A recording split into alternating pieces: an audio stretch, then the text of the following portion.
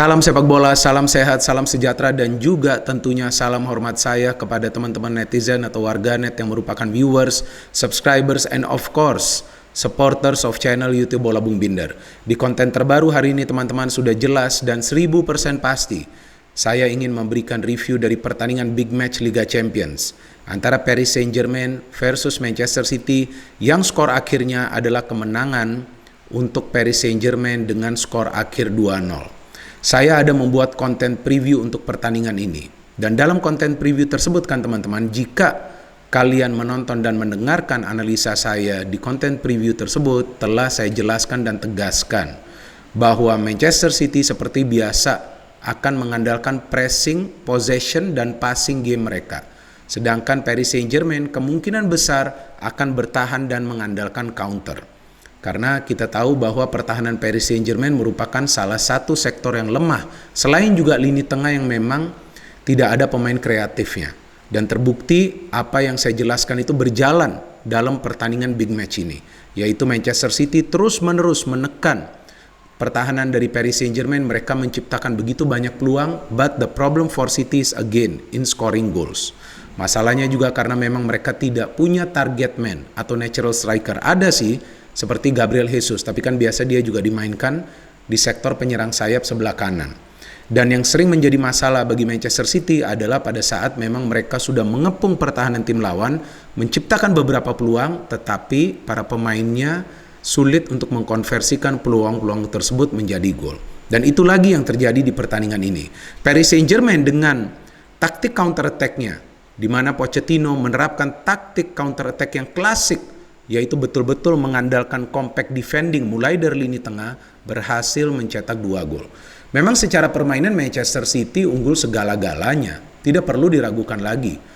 Tapi kan yang dicari adalah hasil akhir. Possession itu kan tidak mendapatkan poin, ya, hanya menang secara statistik itu percuma saja. Tapi yang penting adalah bisa mengakhiri atau menyelesaikan sebuah pertandingan itu dengan kemenangan. Apalagi di fase grup Liga Champions, yang diperlukan kan adalah 3 poin. Dan juga kita tahu bahwa Paris Saint-Germain dan Manchester City berada di grup A Liga Champions musim ini ya teman-teman, bersama Leipzig dan juga klub Brugge. Menurut saya inilah grup neraka dari Liga Champions musim ini. Sama seperti musim lalu, grup H Liga Champions yang ditempati oleh Manchester United, Paris Saint-Germain, kemudian Başakşehir dan juga Leipzig. Nah ini yang menarik nih, apakah Manchester City bisa atau tidak lolos dari grup ini? Kan musim lalu Manchester United gagal kan untuk lolos dari grup ini. Mereka juga merupakan salah satu tim asal kota Manchester ya, walaupun memang beda sih pelatihnya City dengan United. Kan City sudah proven pelatihnya Pep, walaupun proven itu kan cuma di liga domestik. Pep belum bisa membawa Manchester City menjadi juara di kompetisi antar klub Eropa. Jadi inilah musim di mana Pep perlu juga membuktikan bahwa dia bisa membawa timnya menjadi juara di Eropa. Karena sebelumnya kan dia hanya mampu membawa Barcelona juara di Eropa bersama Lionel Messi yang sekarang berada di skuad Paris Saint-Germain.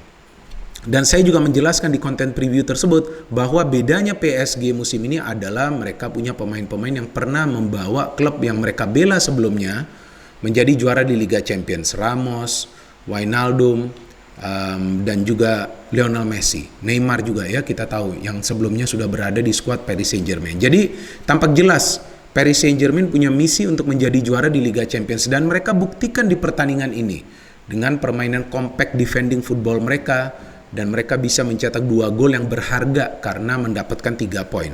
Sebelum saya membahas jalannya pertandingan lebih lanjut, tentu saya ingin membahas lineup dari kedua tim ya teman-teman. Sangat penting kan kita membahas lineup ini dia. Line-up-nya. Saya kan siaran pertandingan ini di SCTV dan saya jelaskan bahwa memang nih kemungkinan besar PSG akan bermain bertahan dan counter. Ternyata itu benar yang terjadi. Memang saya tidak selalu benar sih, tetapi saya sering benar. Boleh dong bangga ya. So, saya juga memberikan prediksi kan di konten preview tersebut, di mana saya tegaskan bahwa Paris Saint-Germain punya peluang untuk meraih kemenangan. And so you see, Paris Saint-Germain mengakhiri pertandingan dengan kemenangan 2-0. From the lineup, Donnarumma bermain untuk pertama kalinya di Liga Champions dan dia membela Paris Saint-Germain untuk pertama kalinya juga di Liga Champions. Hakimi, Kimpembe, Marquinhos, Verratti luar biasa kembali ke lineup. Ini pemain yang penting dalam pertandingan ini. Mbappe, Neymar, Herrera mantan pemain Manchester United yang mencetak gol pertama bagi Paris Saint-Germain musim ini di Liga Champions lawan klub Brugge. Nuno Mendes, pemain baru juga di sebelah kiri. Gueye, Lionel Messi. Di bench masih banyak pemain. Ada Navas, ada Paredes, ada Icardi, ada Danilo, ada Wijnaldum, ada Kurzawa yang biasa bermain sebagai starter, ada juga Drexler. Dari Manchester City, Ederson, Walker, Ruben Dias, dan Laporte di posisi center back. Kemudian ada Raheem Sterling, ada Jack Grealish, ada Rodri, ada Kevin De Bruyne, ada Bernardo Silva, ada Riyad Mahrez yang mencetak gol di Paris musim lalu pada saat kedua tim ini bertemu di fase semifinal. Ada Cancelo di bangku cadangan, ada John Stones yang tampaknya belum 100% fit, ada Gabriel Jesus, ada Ferran Torres, Fernandinho sayang tidak dimainkan di match ini. Saya pikir bahwa Manchester City kehilangan sosok Fernandinho ya di match ini. Bukan artinya Rodri tidak bermain bagus, Rodri bermain sangat bagus, tapi perlu juga pemain yang bisa membagi bola di tengah seperti yang biasa dilakukan Fernandinho dengan true pass-nya atau long ball passing-nya. Dan Phil Foden berada di bangku cadangan. Oke, seperti yang tadi saya jelaskan di awal bahwa from the flow of the match ya, City mendominasi total permainan ini. Tidak perlu diragukan, City were the better team in terms of possession, pressing and passing, but not in terms of scoring the goals. Yang diperlukan dalam sebuah pertandingan sepak bola untuk meraih kemenangan kan adalah bisa mencetak gol. Kalau bisa mencetak sebanyak mungkin gol untuk bisa meraih sebuah kemenangan. Apalagi di fase grup. Ya di fase grup seperti Liga Champions ini 3 poin adalah sesuatu yang sangat berharga. Dan kita perhatikan di babak pertama itu para pemain Paris Saint-Germain sangat fokus untuk bertahan karena mereka tentu tidak ingin kecolongan gol di menit-menit awal. Tapi dengan proses-proses counter mereka juga beberapa kali mereka coba untuk merepotkan para pemain City di pertahanan. Ternyata Paris Saint-Germain yang bisa mencetak gol lebih cepat kan melalui Gueye, pemain yang mendapatkan kartu merah nih jika saya tidak salah di match musim lalu ya lawan Manchester City di semifinal leg pertama. Dia bisa mencetak gol setelah dia memanfaatkan kemelut yang terjadi di kotak penalti pertahanan City. Neymar miss kick tuh, padahal Mbappe yang mengirimkan umpan. Jika saya perhatikan Mbappe menjadi pemain yang paling merepotkan pertahanan City.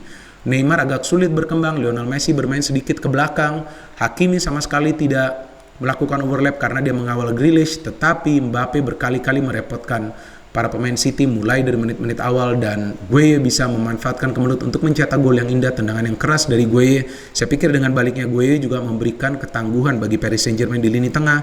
Seharusnya Manchester City bisa menyamakan kedudukan di babak pertama kan teman-teman. Kita bisa melihat bahwa upaya dari Sterling dan juga Bernardo Silva yang terkena mistar gawang.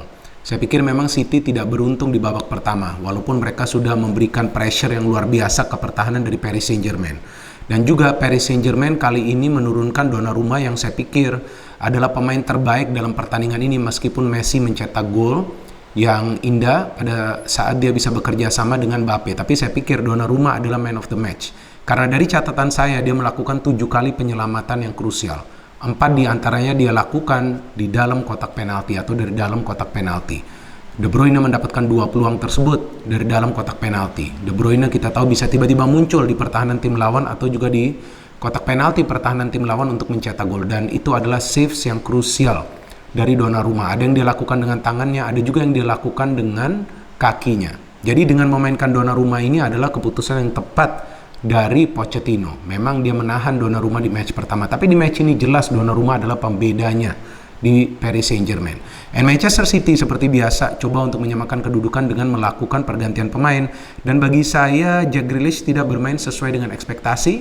Dia dikunci oleh Hakimi yang memang tidak melakukan overlap di match ini sehingga dia tidak bisa berkembang. Dia banyak di foul, dia banyak meminta fouls tapi tidak selalu diberikan oleh wasit, dan akhirnya dia diganti oleh Phil Foden. Phil Foden bermain lebih baik lagi, beberapa kali dia kirim crossing yang berbahaya yang coba juga untuk dimanfaatkan oleh rekan-rekannya, diantaranya kita tahu adalah De Bruyne ya yang coba kembali untuk mencetak gol. And then finally Paris Saint-Germain bisa menambah keunggulan mereka melalui counter attack ya. Itu dia counter attack yang klasik melibatkan Messi dan juga Mbappe, dan Messi bisa mencetak gol yang merupakan ciri khasnya, melakukan one-two passing dengan Mbappe dan kemudian mencetak gol dengan tendangan yang keras dengan kaki kirinya untuk bisa menyelesaikan pertandingan akhir bagi timnya dengan kemenangan 2-0. Tidak perlu diragukan lagi bahwa pertandingan ini memang secara statistik dimenangkan Manchester City, tetapi secara taktik dimenangkan Paris Saint-Germain. Karena taktik dari Paris Saint-Germain itu sudah jelas. Pokoknya menyerap tekanan, jangan melakukan kesalahan, jangan banyak melakukan pelanggaran terutama di dalam kotak penalti, dan juga terus-menerus jangan lelah untuk melakukan sebuah counter attack. Dengan sistem permainan seperti itu, Paris Saint-Germain bisa melumpuhkan Manchester City. Ini tentu adalah kemenangan yang spesial bagi Lionel Messi. Karena di debutnya atau pada saat dia bermain bagi Paris Saint-Germain sebelumnya, dia sulit berkembang dalam pertandingan tersebut. Dan kali ini kita lihat dengan bermain di Liga Champions untuk kedua kalinya setelah di match lawan klub Brugge tendangannya juga terkena mister gawang. This time Messi did not miss and he scored the crucial goal untuk bisa yang biasa kita sebut kill the game. Jadi seperti yang telah saya jelaskan bahwa untuk memenangi pertandingan itu juga tidak selalu mengandalkan ball possession atau juga pressing, tapi juga perlu bertahan secara benar dan baik. Dan para pemain Manchester City dalam urusan bertahan sedikit terganggu konsentrasinya karena sulit mengimbangi kecepatan dan juga skill atau trik-trik dari para pemain PSG, terutama Mbappe, dan kemudian ada juga Neymar yang hampir saja mencetak gol tapi tendangan off target. Dan yang menarik justru dari pertandingan ini bahwa Paris Saint-Germain hanya mendapatkan 3 peluang dan mereka bisa mengkonversikan 2 dari 3 peluang tersebut untuk menjadi gol dan menyelesaikan pertandingan dengan sebuah kemenangan yang memang mereka butuhkan karena di first match mereka bermain imbang dengan klub Brugge. So this was a fantastic game. Saya sangat menikmati jalannya pertandingan karena kedua tim bermain dengan taktik yang berbeda dan kita lihat para pemain dari kedua tim betul-betul fokus untuk bisa meraih kemenangan dengan taktik yang diterapkan oleh kedua pelatih. Tactically Pochettino won, tapi memang secara permainan ya Manchester City lebih unggul. Jadi kita tunggu saja next match of Lionel Messi and of course next match of Manchester City. No hate, only football. Salam sepak bola.